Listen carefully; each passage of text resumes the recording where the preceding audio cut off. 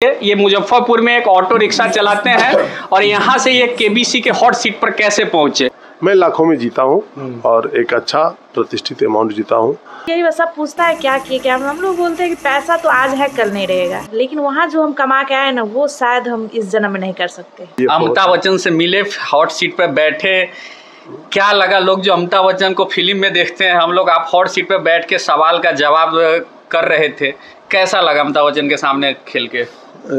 Sir इसका जवाब शब्दों में बहुत मुश्किल है देना, इसको आप अनुभव कर सकते हैं। नमस्कार, आप लोग देखना शुरू कर चुके हैं बिहार वाला और मैं हूं मिथुन कुमार। दोस्तों अभी हम आपको एक ऐसे शख्सियत से मिलाने जा रहे हैं जो बिहार के मुजफ्फरपुर के रहने वाले हैं और कौन बनेगा करोड़पति केबीसी से कुछ जीत कर लाए हैं और कितना जीत कर लाए हैं यही बताएंगे। हर लोग का सपना होता है, बिहार के पूरे देश के हर लोग का सपना होता है कि हम भी कौन बनेगा करोड़पति में अमिताभ बच्चन के सामने जाएं और वहां से धनराशि जीत कर लाएं।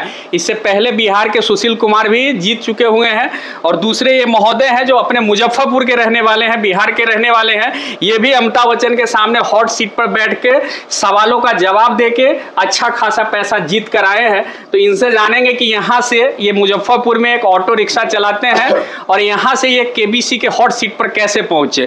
क्या नाम हुआ सर आपका? पारस मनी सिंह।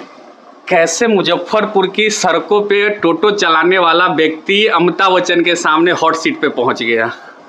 जी, जब एक जिद आदमी ठान लेता है तो दिया में भी थोड़ा बहुत चमक सूरज वाला आने लगता है, मैं ऐसा मानता हूँ। लेकिन वो बहुत ही ईमानदारी से प्रयत्न करना पड़ता है और मैंने किया भी। बहुत दिनों से मैं प्रयास करता रहा, कई बार मेरा सिलेक्शन हुआ, बहुत ही अलग अलग जगह पर जाकर मुझे छट गया। उसके बाद कॉल नहीं। इनकी सबसे बड़ी परेशानी क्या है कि आपको जब छटेंगे तो उसका भी आपको इंटीमेशन नहीं मिलेगा कि आपको छट दिया गया है, बस आप अपने घर में सो जाइए। जब आ गया तो आ गया, नहीं आया तो नहीं आया। तो इस तरह की बातें होती है। और ये सिलेक्शन कैसे हुआ आपका? कैसे वो खेलते हैं वो मोबाइल वाला? एक प्ले लॉन्ग इन्होंने शुरू किया है मोबाइल से आप गेम खेलते हैं। जब लाइव स्ट्रीम आता है आपके टीवी पर तो वहाँ से जो क्वेश्चन वहाँ पूछा जाता है वही आपके मोबाइल पर, उसके लिए आपको play long Sony LIV app download करना पड़ता है और उसमें प्ले लॉन्ग खेलना पड़ता है। उसमें भी टाइम निर्धारित रहता है? उसमें भी टाइम रहता है कि इतने सेकंड के अंदर बात दीजिए, जल्दी जवाब दीजिए तो एक्स्ट्रा अंक पाइए, इस तरह से देता था। तो मैं धीरे धीरे खेलते खेलते उसमें इतना, एक तरह से कहा जाए कि ये तो जीके जीएस का खेल है, इसमें माहिर होना तो शब्द उचित नहीं रहेगा, लेकिन हाँ मैं ट्रेनिंग ऐसा ले लिया था कि जब भी क्वेश्चन आता था तो मैं कोशिश करता था शॉर्टेस्ट टाइम में उसका जवाब दें और देता था, तो मेरा अच्छा रैंक रहता था उसमें। और इसी तरह से मैं खेलते गया। हर साल कुछ ना कुछ कई बार कुछ अमाउंट आए मेरे अकाउंट में, 100 रुपया 50 रुपया, वो भी मुझे उतनी ही खुशियाँ देते थे जितना कि आज मैं गेम से आया हूँ। तो उस समय में चूँकि वो मेरा एक आशा था, तो उसमें जो भी आता था मुझे लगता था चलो कुछ तो आया। और धीरे धीरे करके मुझे कॉल आने लगा। कॉल के बाद मुझे फिर ये वहाँ से वीडियो कॉल आने लगा। तब मुझे लगा कि अब और थोड़ा प्रयास किया जाए तो कुछ हो सकता है। तो फिर इस बार डायरेक्ट मेरा कॉल आ गया कि आपको बुला लिया गया है। तो मैं वहाँ इसी तरह से गया, वहाँ से सारा खर्च उन्होंने किया। मैं वहाँ जाकर गेम खेला, बिग बी से बात की और आप जो जीते हैं पैसा वो शो चल रहा है, कल भी देखने को मिला और आज रात के 9 बजे के बाद सोनी पर देखने को मिलेगा। जी, आज भी चालू होगा वो। आज आप फाइनल जो जितना जीते हैं वो आज टीवी पे बता देगा कि आप कितना जीते हुए? जी, टीवी पर आज बता देगा वो।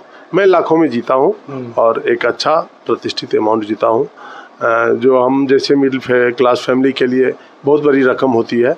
और उसके बाद भी 25 लाख से आगे का भी क्वेश्चन आया, लेकिन वो क्वेश्चन इतने हार्ड थे कि मैं सोचा कि अब इसमें जाने का मतलब है कि और डाउन में मैं चला जाऊंगा, इसलिए मैं क्विट कर दिया। तो जो भी अमाउंट था वहाँ से लेके अपना आ गया? वहाँ से लेके आ गया। तो कहते हैं कि मुजफ्फरपुर के सड़कों से जो कितना रुपया लेके गए जो वहाँ से लाखपति बन के आप आ गए? कितना खर्चा लगा बॉम्बे जाके अमिताभ बच्चन के सामने से लाख रुपया लेके आप आ गए? कितना खर्चा हुआ आपका? देखिए पैसे कौड़ी तो बहुत रहते नहीं है हम लोग के पास में। और वहाँ जाने की तैयारी में अब कपड़े नहीं थे तो कपड़े खरीदे, वहाँ जाने की तैयारी में जूते खरीदे, क्या क्या खरीदे, तो पूरा पैसा तो खाली हो गया था। लेकिन यहाँ से पटना तक जाने के लिए ही चुनौती थी। तो उसके लिए मुझे 400-500 रुपया खर्च हुए।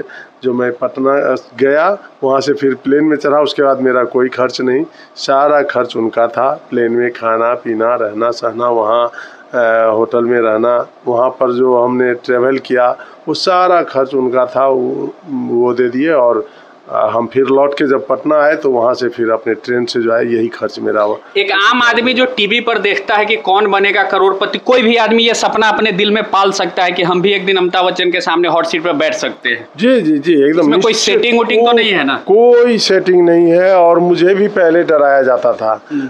कई लोग ऐसे मिल जाते थे कभी कभी कि क्या उसका तुम प्रयास कर रहे हो, उसमें तो जाने के लिए बहुत कुछ करना पड़ता है, तुमको वैसा पैरवी होना चाहिए, तुम्हारे पास उतना पैसा होना चाहिए, ऐसे उसमें तुमको क्या लगता है ऐसे तुम चले जाओगे। ये कभी कभी दिल बैठ जाता था कि कहीं ये सही तो नहीं बोल रहा है बंदा।